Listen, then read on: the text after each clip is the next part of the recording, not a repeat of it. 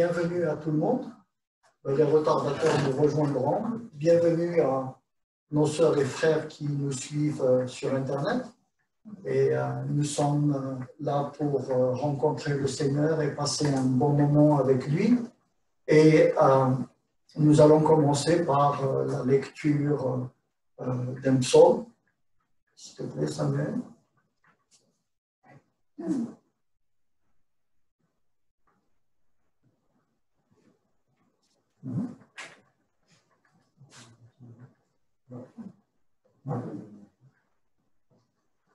Alors, c'est le psaume 1.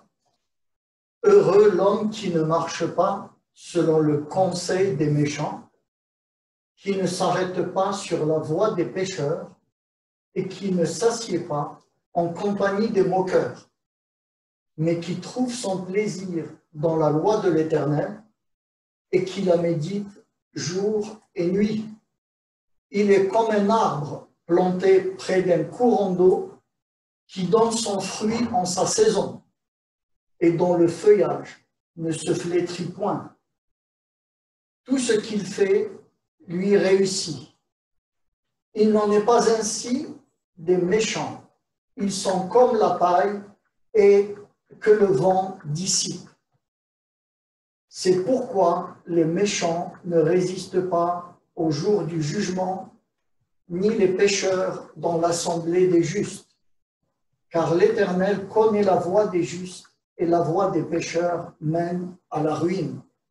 Je suis heureux de me dire que nous sommes dans l'assemblée des justes, des justifiés, de ceux qui ont été rachetés par le Seigneur au prix du sang de Jésus-Christ par son sacrifice sur la croix. Alors je vous invite à rentrer dans la présence de Dieu, dans la grâce, dans la paix, au travers d'un premier chant. Sentez-vous libre de vous lever, de rester assis, de lever les bras ou pas, mais mettez votre cœur devant le Seigneur et rentrons dans la présence du Seigneur.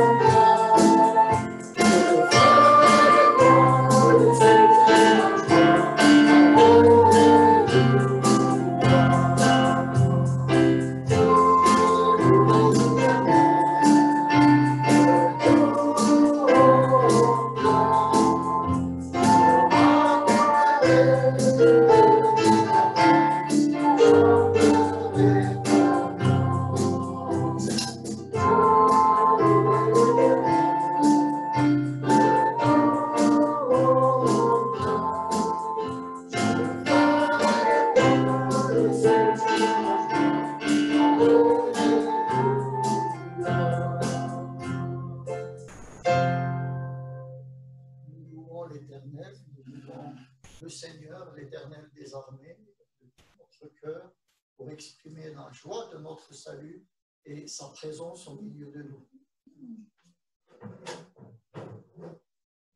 Nous allons tourner nos yeux vers le Seigneur pour rayonner de joie.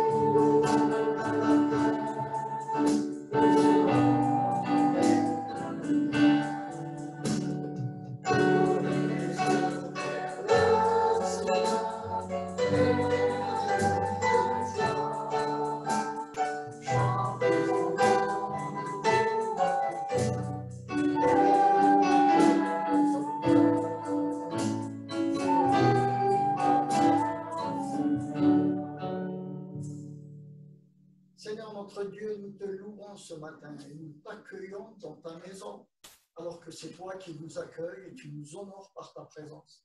Merci Seigneur pour ces moments que nous passons avec toi. Nous te prions de mettre ta main sur chacun de nous et de déverser sur chacun de nous ton onction de joie pour la gloire de ton nom. Amen. On va continuer à chanter encore. On va prendre plaisir à louer le Seigneur. On va prendre plaisir à célébrer son nom et à célébrer sa présence au milieu de nous.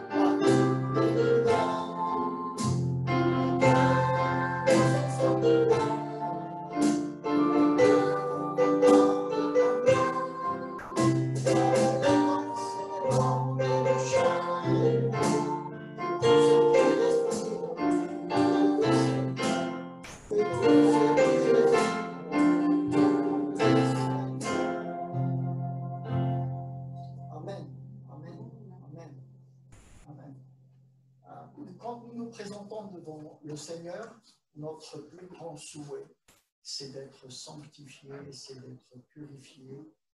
Ça veut dire c'est d'être pardonné. Nous sommes pardonnés par la grâce de Dieu, par le sacrifice de Jésus sur la croix. Il n'y a rien à ajouter au sacrifice de Jésus, il est parfait. Nous sommes complètement sanctifiés. Cependant, il arrive que dans le cours de notre marche, nous puissions commettre des erreurs, commettre des péchés, avoir de mauvaises pensées. Vous vous souvenez, lors du dernier repas du Seigneur, il avait lavé les pieds de ses disciples. Les pieds ramassent de la poussière. Le cœur a été sanctifié, purifié par la parole de Dieu, mais les pieds doivent être constamment lavés. Et je vous invite à un moment où chacun de nous se met devant le Seigneur, fait le point et dire: Seigneur, le péché, je n'en veux pas. Même s'il colle à mes pieds, même s'il me poursuit, je le rejette et je me couvre par ta grâce. Prions.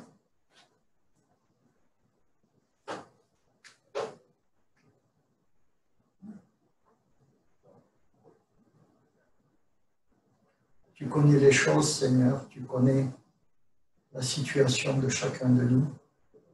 Tu connais notre marche, tu connais les voies que nous suivons, les chemins que nous empruntons. Tu connais nos caractères, nos émotions. Tu connais nos doutes, nos questionnements. Tu connais notre faiblesse, nos manquements. Nous voulons venir à toi parce que tu es un Père pour nous. Tu es notre Père. Tu es le Dieu qui pardonne. Et nous venons à toi pour être pardonnés, être régénérés, être fortifiés et être renouvelés pour poursuivre notre marche. Parce que tu nous as enjoint d'aller et d'annoncer ta parole. Alors, sur le chemin, Seigneur, accompagne-nous et garde-nous de toute tentation, de toute chute. Nous prions au nom de Jésus. Amen. Et je vous invite à aller vers le Seigneur, apportez avec vous des paroles et revenez à l'Éternel. Dites-lui: pardonne toutes les iniquités et reçois-nous favorablement. Nous t'offrirons au lieu des taureaux l'hommage de nos lèvres.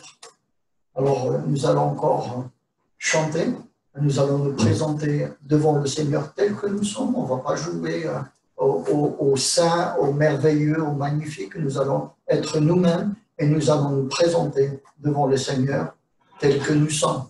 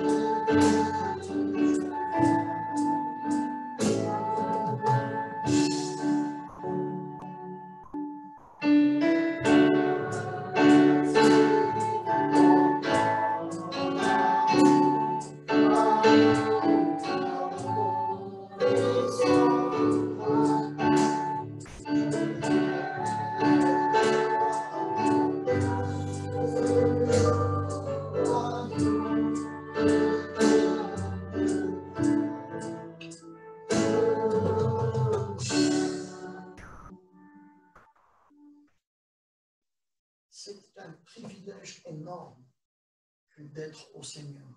Je veux dès ce jour être à toi. Le jour où nous avons rencontré le Seigneur, nous nous sommes donnés à Dieu et nous sommes des enfants de Dieu. Nous sommes la famille de Dieu. Nous sommes rassemblés, nous sommes venus de différentes régions du monde, d'Afrique, d'Europe. Nous avons dans l'Église des Américains, Canadiens, nous avons des gens qui viennent de partout et c'est une grâce d'être rassemblés autour de la croix de Jésus, autour de la victoire de Jésus qui nous a arrachés de ce monde de ténèbres pour nous transporter dans le royaume de la lumière en présence de notre Père. Nous avons un Père qui est merveilleux, un Père qui est notre berger. Et c'est pour ça que je veux rappeler le psaume 23 en disant « L'Éternel est mon berger, je ne manquerai de rien ». Je vous invite à le lire avec moi. Il me fait reposer dans de verts pâturages, il me dirige près des eaux paisibles. Il restaure mon âme, il me conduit dans les sentiers de la justice à cause de son nom. Quand je marche dans la vallée de l'ombre de la mort, je ne crains aucun mal, car tu es avec moi. Ta houlette et ton bâton me rassurent. Tu dresses devant moi une table en face de mes adversaires. Tu oignes d'huile ma tête et ma coupe déborde.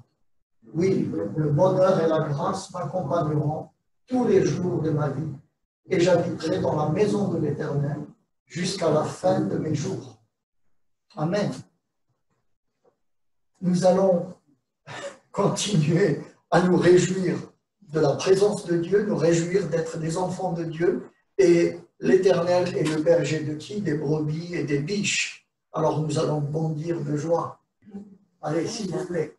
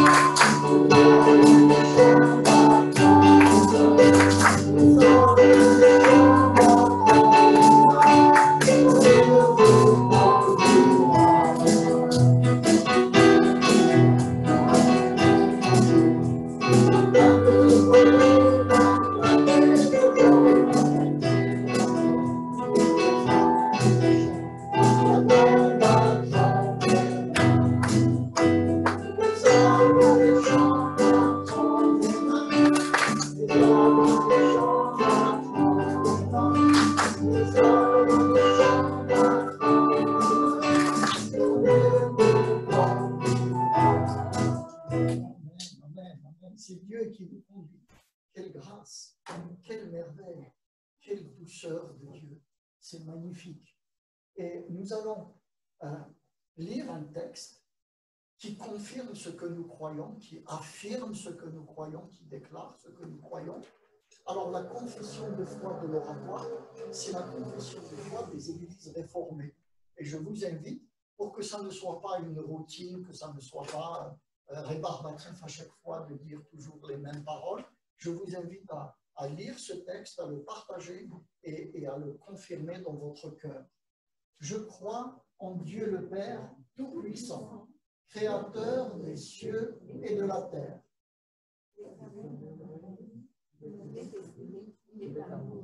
L'amour de Dieu envers nous s'est révélé en ceci. Alors que nous étions encore pécheurs,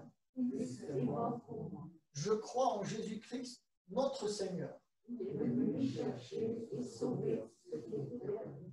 Il est le chemin, la vérité et la vie, le même hier, aujourd'hui, éternellement.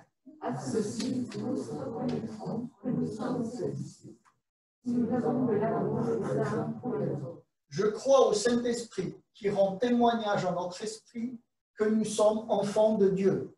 Nous avons été baptisés d'un seul esprit pour former un seul corps. Je crois au royaume de Dieu, à l'amour plus fort que la mort. Je crois à la vie éternelle. la victoire par laquelle le monde est vaincu, c'est dans notre foi. Seigneur, augmente notre foi. Amen. Amen. Nous déclarons que nous croyons en Dieu le Père, le Créateur. Nous croyons que Jésus-Christ est mort pour nous, qu'il est le même hier, aujourd'hui, éternellement. Nous croyons au Saint-Esprit qui nous guide, qui nous conduit et qui nous donne la vie éternelle. Oui, nous faisons partie de la famille de Dieu.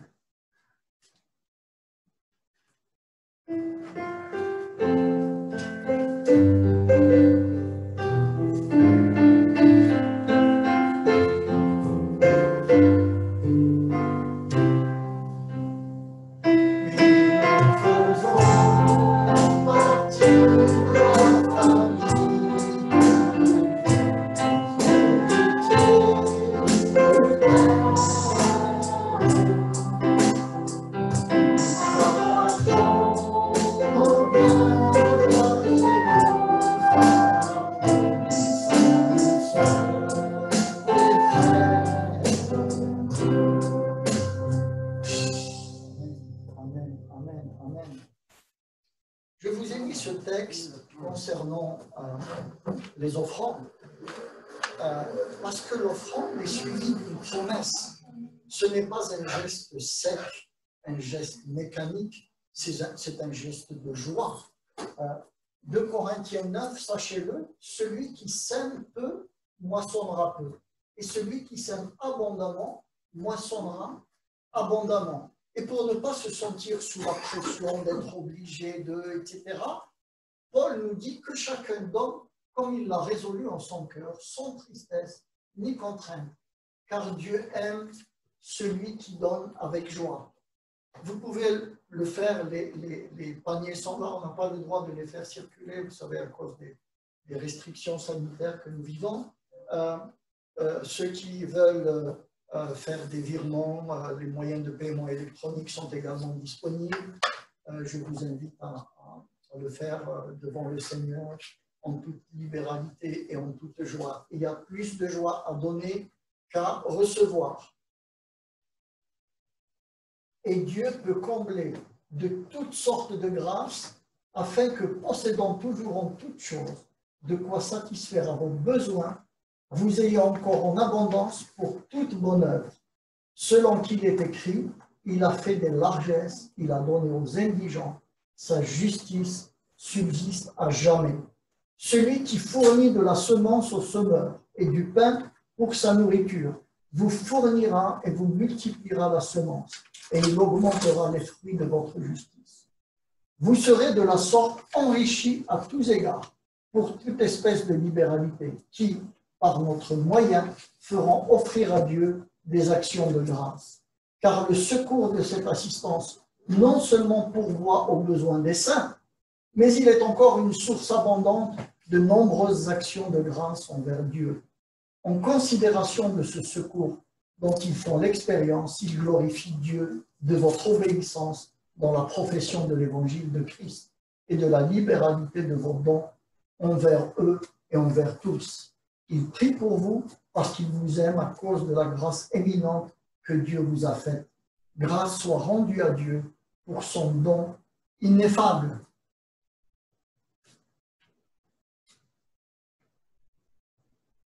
Nous allons continuer à louer le Seigneur. Je vous invite à rentrer dans ce chant parce qu'il nous introduit à la parole de Dieu.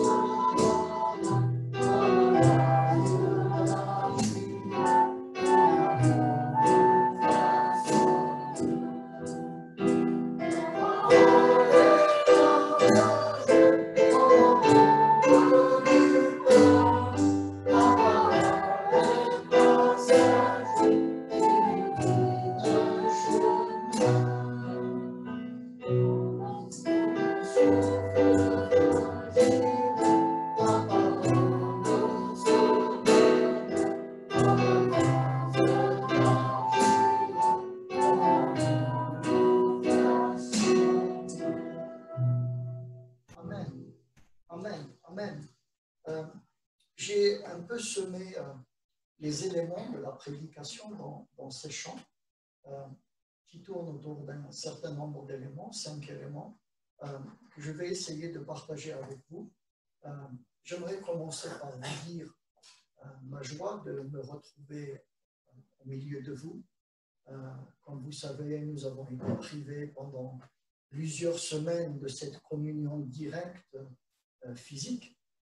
Nous avons été dans le confinement pendant près de 3 mois et puis nous avons recommencé petit à petit à nous retrouver et cette joie de vous revoir devant moi et non pas simplement face à un écran est quelque chose de très important pour moi parce que nous faisons partie de la même famille, nous avons rencontré le même Seigneur, nous avons commencé à manger du même pain, à nous nourrir de la parole de Dieu, et tout ça est d'une grande, grande importance. Nous ne savons pas comment les choses vont évoluer dans les prochaines semaines, donc j'aimerais qu'on profite au maximum de cette présence pour qu'on puisse partager des choses ensemble.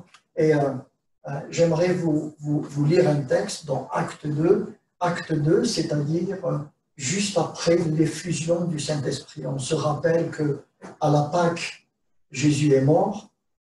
3 jours plus tard, il est ressuscité. Il est resté avec les disciples 40 jours. Et le 50e jour, c'était le jour de la Pentecôte. Et Dieu a soufflé de son esprit sur les croyants. Et ils se sont retrouvés à Jérusalem. Et c'était merveilleux. Pierre a fait un discours. Et en une journée, on a eu quelque chose comme 3000 conversions. C'est un rêve pour chacun de nous de faire 3000 conversions, n'est-ce pas? Si on pouvait en faire déjà 3 et on verra plus loin, que nous puissions être les témoins de Dieu, les gens qui apportent la parole, qui partagent la parole, qui pensent aux autres parce que les autres sont perdus comme nous l'étions également. Ce n'est pas du mépris de dire à quelqu'un tu es perdu. C'est au contraire de lui dire attention, j'étais comme toi et grâce au Seigneur, j'ai rencontré le Sauveur, celui qui m'a arraché de la perdition vers un royaume nouveau, vers une vie nouvelle. Et j'aimerais qu'on voit ensemble comment la communauté, la nouvelle communauté qui a été constituée, comment vivait cette première partie de la nouvelle ère qui a été commencée à partir de la Pentecôte de cette année-là. Alors, Acte 2, des versets 37 au verset 47. Après avoir entendu ce discours, ils eurent le cœur vivement touché et ils dirent à Pierre et aux autres apôtres, « Hommes frères, que ferons-nous » Pierre leur dit, « Repentez-vous et que chacun de vous soit baptisé au nom de Jésus-Christ pour le pardon de vos péchés. Et vous recevrez le don du Saint-Esprit, car la promesse est pour vous, pour vos enfants et pour tous ceux qui sont au loin, en aussi grand nombre que le Seigneur notre Dieu les appellera. » Et par plusieurs autres paroles, il les conjurait et les exhortait, disant, « Sauvez-vous de cette génération perverse. » Ceux qui acceptèrent sa parole furent baptisés. Et en ce jour-là, le nombre des disciples s'augmenta d'environ 3000 âmes. Ils persévéraient dans l'enseignement des apôtres, dans la communion fraternelle, dans la fraction du pain et dans les prières. La crainte s'emparait de chacun et il se faisait beaucoup de prodiges et de miracles par les apôtres. Tous ceux qui croyaient étaient dans le même lieu et ils avaient tout en commun. Ils vendaient leurs propriétés et leurs biens et ils ont partagé le produit entre tous, selon les besoins de chacun. Ils étaient chaque jour tous ensemble assidus au temple. Ils rompaient pain dans les maisons et prenaient leur nourriture avec joie et simplicité de cœur, louant Dieu et trouvant grâce auprès de tout le peuple. Et le Seigneur ajoutait chaque jour à l'Église ceux qui étaient sauvés. Amen. Je retiens dans cette histoire deux versets particulièrement importants pour le sujet qui nous préoccupe ce matin. Nous lisons dans le verset 46, « Ils étaient chaque jour tous ensemble assidus au temple. Ils rompaient le pain dans les maisons et prenaient leur nourriture avec joie et simplicité de cœur, louant Dieu et trouvant grâce auprès de tout le peuple. » Assidu, assiduité. Vous savez ce que c'est l'assiduité? C'est être fidèle à un rendez-vous, venir en permanence, avec persévérance, pour assurer une présence, pour assurer un travail, pour assurer quelque chose qui est attendu de nous. Ils étaient avec assiduité ou dans le temple. Aujourd'hui, on dirait l'église, n'est-ce pas? Mais à l'époque, il y avait le temple et il y avait les synagogues. Là, on parle du temple. Dans le temple de Jérusalem, on priait 3 fois par jour. Quand on dit qu'ils étaient assidus au temple, ça veut dire qu'ils allaient à la prière du matin, à la prière de la mi-journée et à la prière du soir. Et ils étaient assidus 3 fois par jour. Pour moi qui viens de l'islam, ça ne m'étonne pas. Les musulmans sont assidus 5 fois par jour à la prière. Ils vont à la mosquée 5 fois par jour. Tous, non, évidemment pas tous. Il y en a qui préfèrent prier à la maison. Et beaucoup ne prient pas non plus, de toute façon. Mais ceci dit, l'assiduité est quelque chose qui nous apprend une discipline, une organisation, une fidélité. Nous sommes assidus à notre église le dimanche. Et nous avons aussi la réunion de prière et l'étude biblique le jeudi. L'église est assidue. Mais nous devons aussi apprendre l'assiduité, être présent avec fidélité, comprendre quelles sont les priorités que Dieu nous appelle à avoir dans notre vie. Est-ce qu'il est plus important pour moi d'assister à une réunion dans l'église, que ce soit ici, que ce soit dans les maisons, que ce soit entre frères et sœurs ailleurs, ou bien aller au cinéma, aller jardiner, aller faire des choses qui peuvent attendre, qui peuvent ne pas se faire au moment de la réunion de l'Église. L'assiduité veut dire fidélité. Et nous louons Dieu parce que lui, il est fidèle. Mais nous ne le sommes pas. Et notre objectif, c'est de ressembler à Dieu, de ressembler à Jésus, d'être présent, d'avoir ce caractère de Jésus. Et le caractère se forme avec la pratique. La pratique, nous sommes un corps, mais nous ne sommes pas seulement un corps physique, nous sommes aussi un corps spirituel. Être assidu, c'est être constamment en contact les uns avec les autres. Se téléphoner, demander des nouvelles, s'encourager, se raconter des choses. Être assidu, c'est être fidèle au corps de Christ. Ça peut être de façon régulière, c'est bien, mais ça peut être aussi de façon moins régulière. Je veux dire, je ne vais pas attendre dimanche prochain pour demander les nouvelles de mon frère ou de ma sœur. Je peux l'appeler dans la semaine, je peux lui rendre visite, je peux faire quelque chose pour être dans une communion permanente.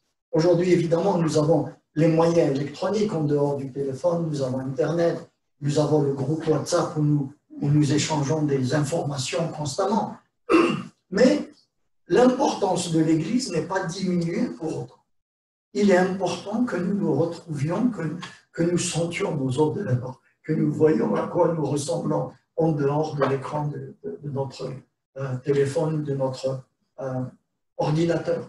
Il est important d'être assidu, c'est-à-dire d'être régulier, d'être permanent. Je sais que dimanche prochain, je vais voir Patrick. Je le sais. Je n'ai pas besoin de lui dire « Est-ce que tu viens dimanche prochain ?» Mais s'il ne vient pas, c'est qu'il a une raison valable pour ne pas venir. Donc, c'est ça l'assiduité. Tu as vu, Patrick? Non, mais si tu as besoin, moi, je vais le voir dimanche prochain. Je le sais, c'est de l'assiduité. C'est ça, c'est développer des réflexes, développer des habitudes, développer un comportement qui nous permet d'avoir une vie de famille. Quand j'étais adolescent, la chose la plus importante pour mon père, c'était le repas de midi. Il fallait que tous les jours à midi, on mange ensemble. Et il était hors de question de rater le repas de midi. Il sait que, les jeunes, le soir sortent, vont au cinéma, etc. Le soir, il n'était pas sévère. Mais à midi, c'était important que tous nous soyons à table à midi. Et c'est important que nous ayons des repères dans notre vie. Nous savons à quelle heure nous sortons de la maison, à quelle heure nous rentrons, à quelle heure nous allons au travail. C'est de l'assiduité. Et les premiers disciples étaient assidus. Ils allaient au temple. Ils priaient ensemble. Et nous allons voir la prière dans un moment. Mais j'insiste sur le fait que c'est important d'être ensemble. C'est important d'être réunis dans le même lieu. Et c'est quelque chose qui nous apporte énormément, parce que nous pouvons nous encourager ensemble, nous pouvons nous enseigner, nous pouvons nous exhorter. Et justement, qu'est-ce qu'ils faisaient dans ces lieux? Ils étaient en train de prier. Il est dit, ils persévéraient dans les prières. Alors, j'aimerais faire la distinction entre deux choses, la prière et les prières. La prière, c'est au sens général, nous allons à la réunion de prière. Qu'est-ce que nous allons faire à la réunion de prière? Nous allons faire des prières. C'est-à-dire que nous allons prier pour différents sujets. Nous allons prier pour les uns les autres. Nous allons prier pour les gens perdus, pour les pauvres, pour les démunis. Nous allons prier pour les autorités, pour le pays, pour la paix, pour la sécurité. Nous allons prier pour plusieurs sujets. Les sujets de prière, ce n'est pas ce qui manque. Et c'est d'ailleurs la raison pour laquelle beaucoup d'églises organisent une réunion de prière hebdomadaire. Certains ont plusieurs réunions de prière. Mais justement, en général, dans les réunions de prière, il n'y a pas beaucoup de monde. Parce que la prière, c'est la chose la plus difficile qui nous est demandée parce qu'on s'arrache à soi-même. On sort de nos pensées, de nos intérêts, de nos égoïsmes, des choses qui nous concernent pour penser aux autres.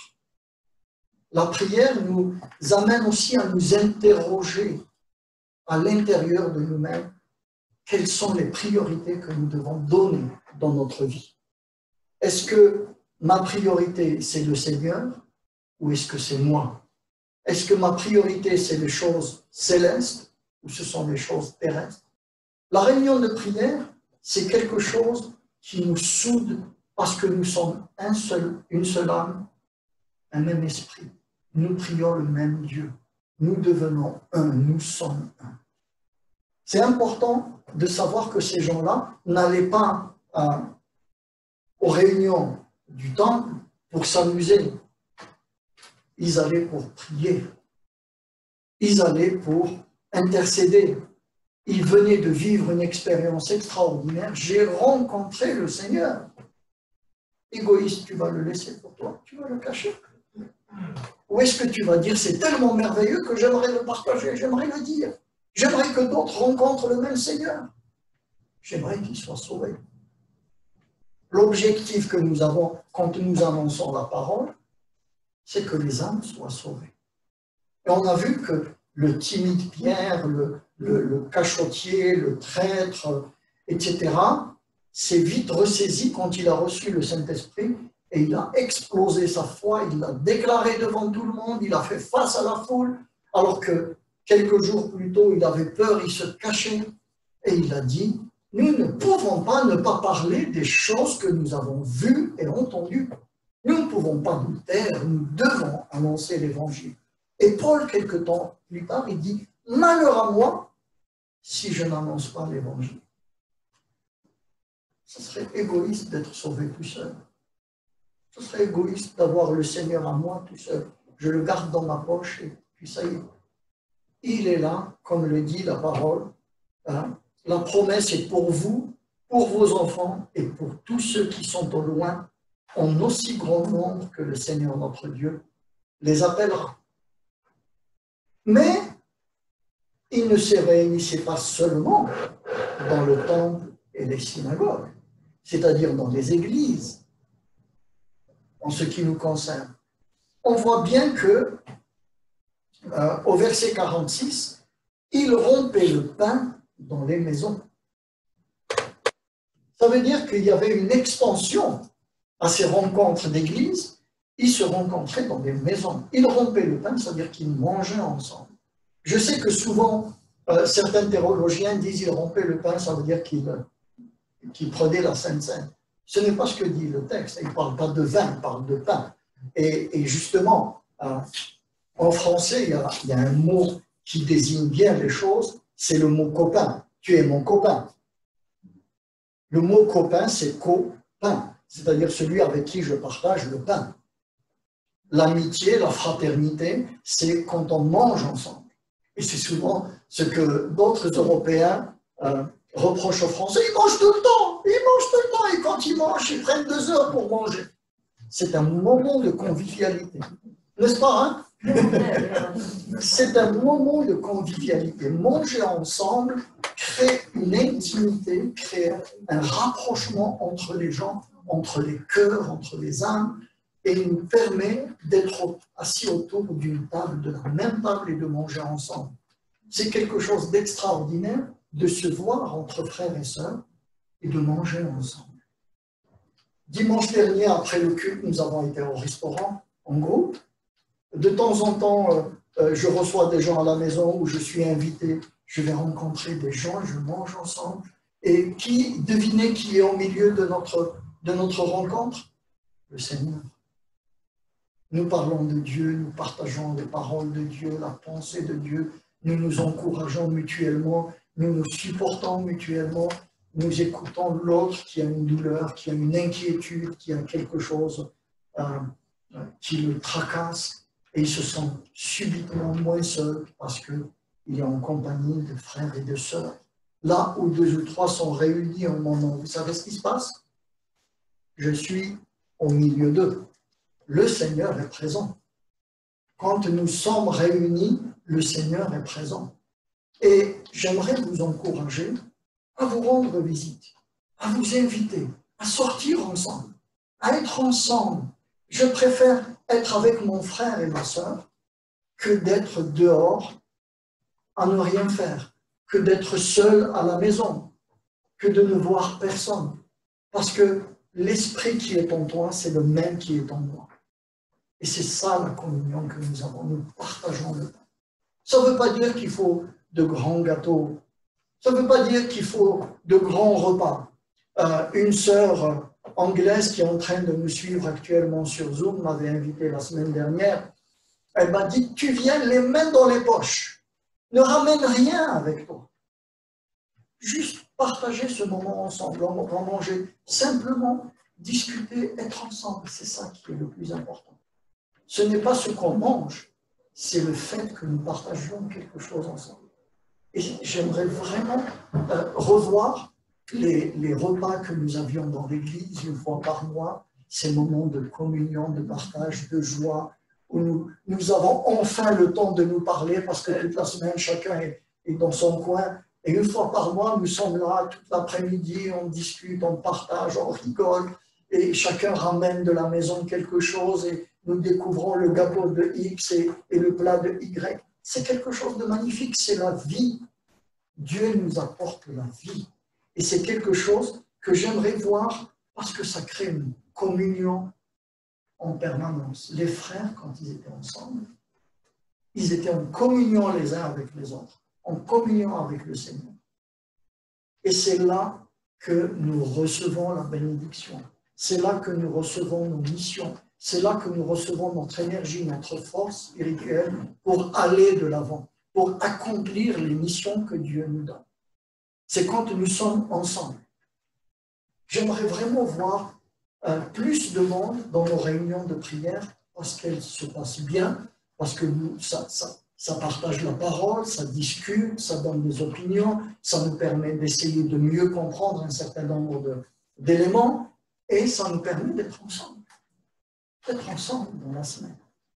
C'est quelque chose que j'apprécie personnellement énormément.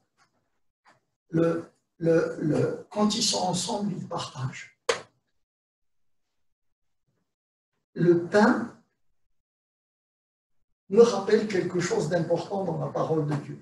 Est-ce que vous savez que dans la Bible, il y a une fête consacrée au pain? La fête des pains sans levain.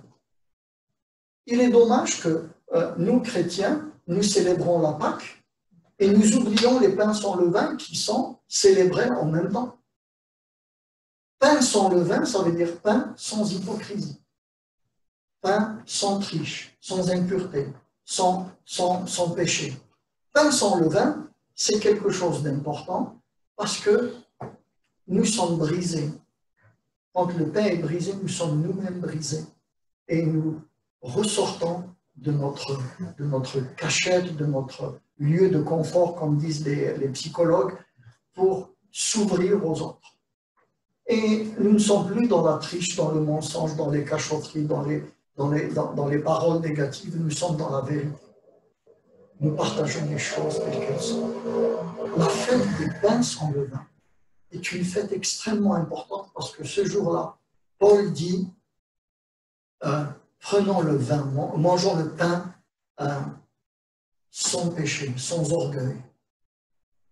Mangeons le pain en vérité. C'est un moment de vérité de se retrouver ensemble. Au lieu de se regarder de travers, au lieu de dire tu sais ce que l'autre a fait, tu sais j'ai entendu, etc. On est là ensemble, face à face. Je n'ai pas besoin de rumeurs. Je demande à mon frère, à ma soeur, ce que j'ai envie de savoir. Nous sommes dans la présence du Seigneur. Les prières, au verset 42, ils persévéraient dans l'enseignement des apôtres, dans la communion fraternelle, dans la fraction du pain et dans les prières. Les prières sont nombreuses. Hier soir, nous avons reçu un message du pasteur Jean Raymond qui nous parlait de Charles et de Noro. Et Noro est dans une situation difficile au niveau de sa santé. Et nous allons tout à l'heure prier pour que le Seigneur intervienne et fasse un miracle, parce que ça s'était amélioré pendant quelques jours, puis il y a eu une rechute. Et nous voulons prier les uns pour les autres parce que nous nous aimons, parce que nous aimons les gens que le Seigneur aime, parce que nous partageons leur douleur. Mais les sujets de prière sont nombreux. Nos frères et nos sœurs qui sont malades à l'hôpital ou isolés dans des maisons de retraite, ou qui sont, pour une raison ou pour une autre, empêchés de venir, de partager la vie de l'Église. Nous devons penser à ces gens-là. Nous devons penser aussi à la rentrée qui arrive. La rentrée, est-ce qu'elle se passera bien? Est-ce qu'elle sera tendue? Quel est le rôle ou l'apport de l'Église dans la vie de la nation? Est-ce que nous allons prier pour que le Seigneur apaise la situation, pour qu'il y ait moins de tension par rapport à la situation sanitaire? Est-ce que l'Église apporte quelque chose dans la prière? Ou est-ce que c'est des prières générales? Est-ce que l'Église est engagée auprès des soignants, auprès des malades, auprès des familles, pour pouvoir prier efficacement que le Seigneur nous débarrasse de tout ça? Les sujets de prière sont nombreux. Nous avons autour de nous des besoins importants. Certains nous concernent directement, d'autres concernent nos frères et nos sœurs. Et c'est ça le but de la prière. Mais nos premiers chrétiens partageaient aussi autre chose. On le lit bien dans le verset 42, ils persévéraient dans l'enseignement des apôtres. Et qu'est-ce que les apôtres enseignaient? Ils persévéraient dans l'enseignement des apôtres. On est dans une situation spéciale. On est encore dans l'enseignement de l'Ancien Testament. Le Nouveau Testament n'est pas encore écrit. Il n'y a pas d'épître de Paul, de lettres de Jean, il n'y a pas des actes des apôtres, il n'y a pas les évangiles, il n'y a encore rien. Nous avons simplement les 39 livres de l'Ancien Testament. qu'est-ce que les apôtres enseignaient?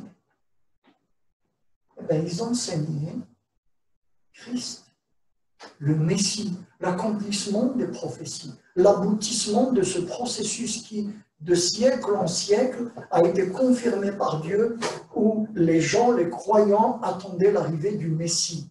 Et maintenant que le Messie est venu, qu'est-ce qu'il a fait? Eh bien, il a donné sa vie comme victime expiatoire. On n'a plus besoin de boucs, ni de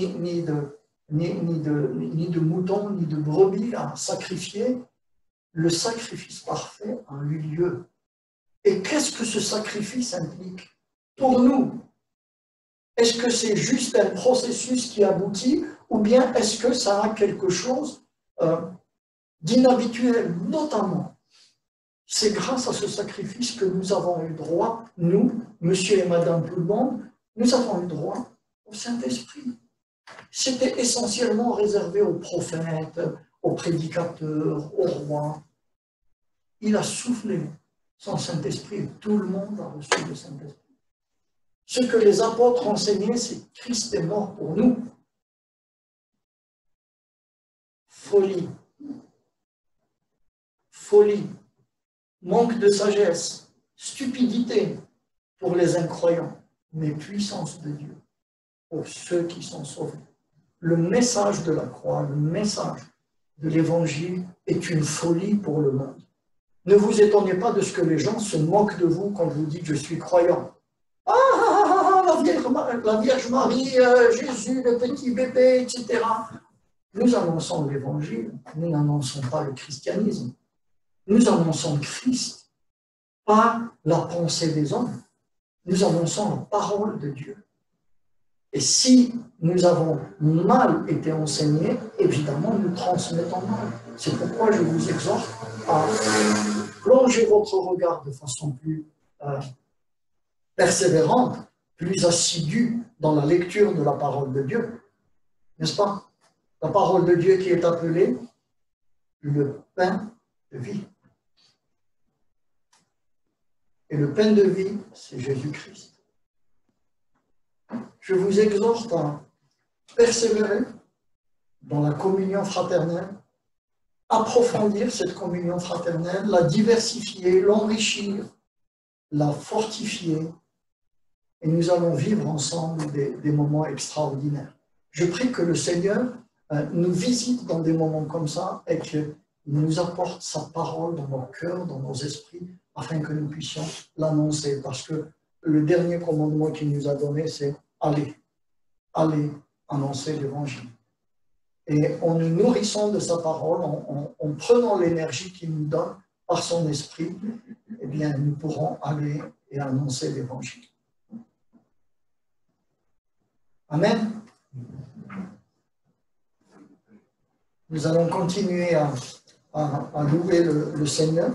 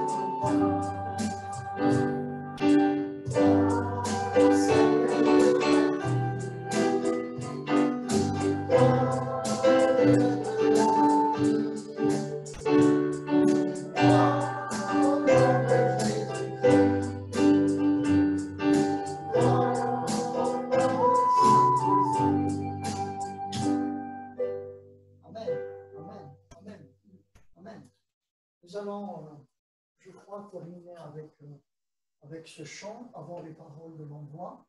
Et nous allons passer un moment d'intercession pour nos sœurs et nos frères. Et je vous demanderai cette fois-ci de vous lever. On va chanter ce chant.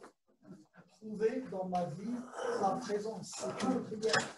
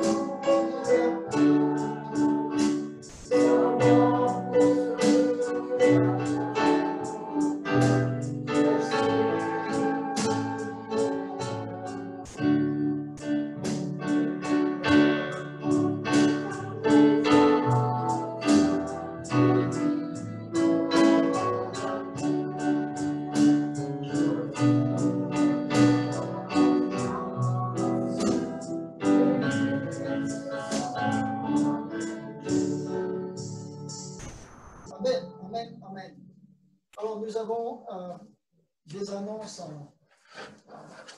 présenter.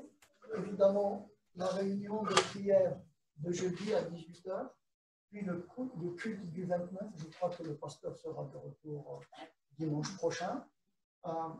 Nous avons des sujets de prière, les malades pour qui nous prions régulièrement, comme Lina qui est toujours à l'hôpital, et tous les gens qui souffrent, tous les gens de notre église, de notre famille, nos proches, nos amis, et les gens qui sont isolés. Et j'aimerais que nous prenions part dans la prière pour la rentrée sociale. C'est dans quelques jours, on est le 23, donc c'est probable, pas ce lundi, l'autre. Donc, que tout se passe dans les meilleures conditions et que le Seigneur intervienne. Vous avez des sujets particuliers à partager? C'est les cultes ou c'est juste Moi, je veux juste partager un fait, c'est que voilà, j'ai postulé pour au niveau professionnel pour un nouveau poste et je pense que c'est vraiment un miracle. J'ai obtenu ce poste et je veux vraiment remercier le Seigneur et remercier vos prières aussi. Voilà, donc pour moi c'est un miracle et j'avais demandé ce miracle à Dieu pour mon anniversaire, donc il m'accorde ce poste et il l'a fait. Amen. Voilà, pour moi je vois ça, c'est un miracle et il n'y a que lui qui peut faire ça et qui sait faire ça. Amen. Voilà. Merci. Oui, ce qui est incroyable de ces dernières semaines, c'est les prières qui sont exaucées. Nous avons vu des prières exaucées. Notre bien-aimé Michael, qui a subi une intervention récemment, qui a vraiment été renouvelé, il était parti stressé, angoissé, tout s'est bien passé. Et vraiment, c'est quelque chose de merveilleux. Nous avons le témoignage d'Isabelle pour elle-même, pour son fils, les études. Nous avons Carmen pour son travail. Nous prions régulièrement aussi pour Branly, qui est dans la phase de rédaction de sa thèse. Il travaille dans la recherche agronomique. Nous avons plusieurs sujets comme ça et qui sont vraiment importants à nos yeux, et Dieu répond aux prières. C'est très encourageant. Et vraiment, nous allons, si vous permettez, un moment de prière. Évidemment, il y a des prières que vous pouvez formuler dans votre cœur sans élever la voix. Et si vous voulez partager une prière, je vous en prie, faites-le.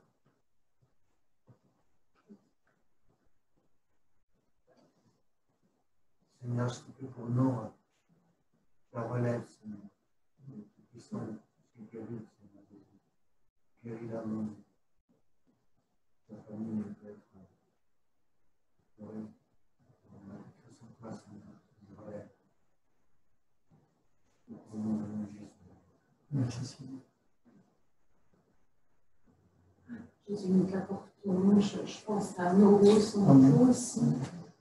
Nous t'apportons Noro qui est sur son lit d'hôpital, et je te demande vraiment de t'approcher d'elle, de parler à son cœur profond, à son intelligence, et de la relever. Je prie pour qu'un traitement soit trouvé, pour qu'elle aille mieux. Moi, Seigneur, je crois qu'il n'y a que toi qui peux la relever, et je te prie, je te prie vraiment pour elle. Je prie aussi pour son mari aussi, pour que tu la accompagnes.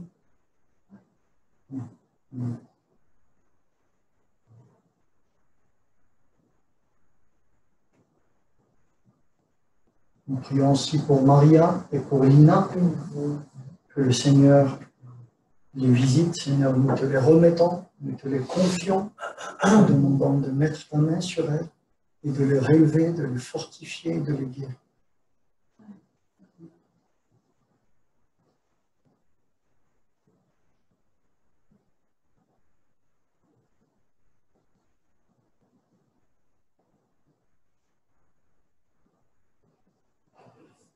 J'aimerais aussi partager mon sujet personnel, c'est que le Seigneur intervienne dans tout ce qui est recherche, publication et tous les projets sur lesquels je travaille, livres, revues et également audiovisuels.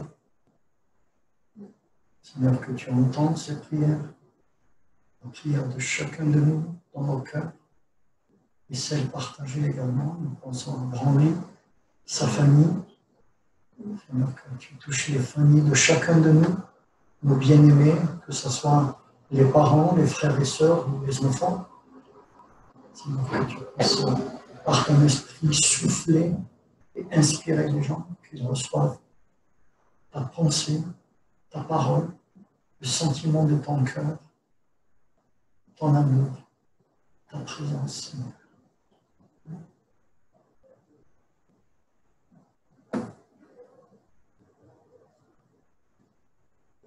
Et j'invite également les sœurs et frères qui sont sur Internet de prier avec nous et de profiter de ce moment également pour prier dans leur cœur pour les sujets qui leur tiennent à cœur, justement. Seigneur, nous prions pour notre pasteur et sa famille. Nous prions pour nos frères et sœurs qui ne sont pas là, qui sont en vacances, qui sont loin de Montpellier. Nous prions que tu les raccompagnes au moment du retour des vacances et que tu prépares la rentrée également de notre Église, celle de Montpellier, celle de la France, dans tous les domaines, sanitaires, sociaux, sécuritaires. que tu veilles sur ce pays, que tu veilles sur ce peuple, que tu souffles sur lui un esprit de vérité, qui chasse les ténèbres, qui chasse le mensonge, et que le nom de Jésus soit glorifié.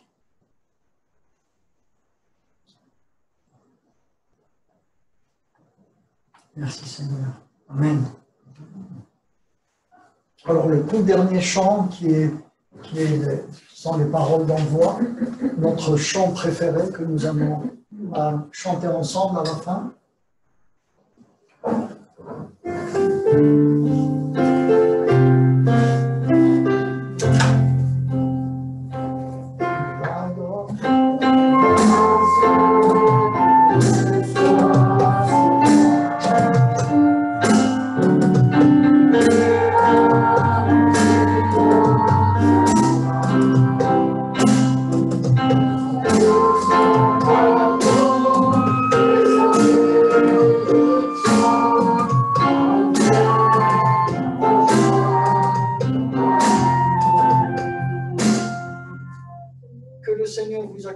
Durant toute cette semaine, qu'il vous bénisse richement, qu'il multiplie ses grâces envers vous et qu'il vous donne la paix. Au nom de Jésus-Christ. Amen.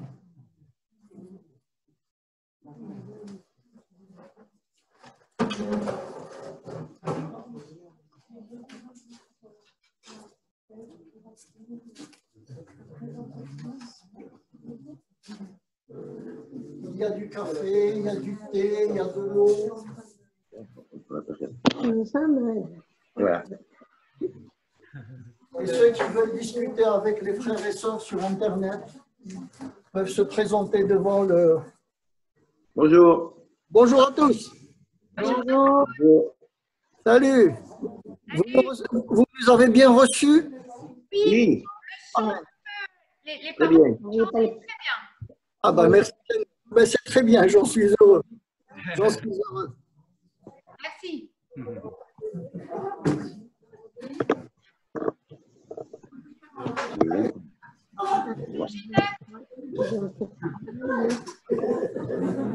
Est-ce que vous avez bien vu les paroles sur l'écran? Non, on les voyait pas. Ah, bon, d'accord. On les voyait pas bien. Non, parce que c'était blanc. Ouais, ouais.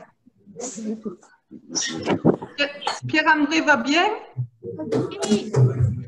Ah, oui, oui, très bien. Très bien. Il court? Il court? Oui, oui. Oh, C'est pas mal. c'est bien. Et toi, Ginette, ça va? Oui, ça va mieux. Ouais, ouais. Les maux de tête? Ça va mieux. Le kiné m'a fait beaucoup de bien. Ah oui. Bien. Là, je suis dans l'Aveyron. Ah, J'ai dû mettre un pull parce que j'ai froid.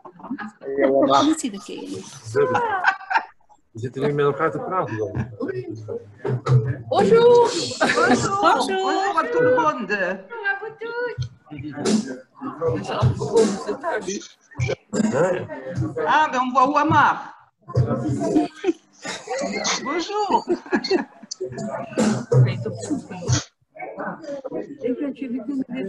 Ja, misschien wel, ja hoor. Au revoir